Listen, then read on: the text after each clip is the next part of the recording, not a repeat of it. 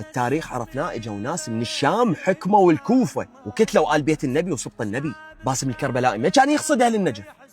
أنا ما قاعد أحكي عن لسان الحاج باسم الكربلائي ولا قاعد أحكي عن لسان الشاعر، بس صدقني الشاعر كان يقصد والحج كان يقصد اللي كانوا يحكمون بالكوفة، فقال لا أماني لآل الكوفة. أهل النجف وأهل الكوفة بها علماء وسادة وجهاء وشيوخ وناس أجاويد وعشاير. الحوزة العلمية بالنجف الأشرف، الكوفة مدرسة نتعلم منها.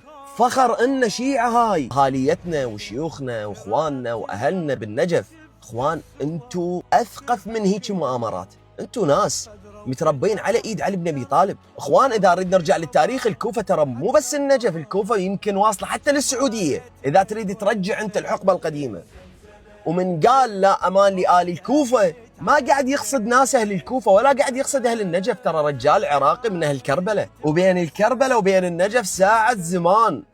اللي ياكل بكربلاء يجي يغسل إيده بالكوفة. طيب منبر يحكي على آل الكوفة، أنا مالي شغل بيه ولا عندي علاقة بيه، ما أدافع عن إنسان أنا، لا، بس أدافع عن الحق.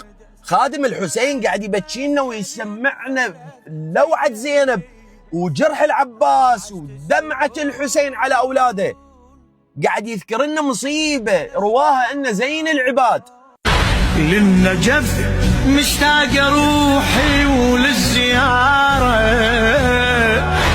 ما تلمني القاع لو شفت المنارة، يبقى حيدر بلسم قلوب الحيارة، واستراحة وآدم ونوح بجواره.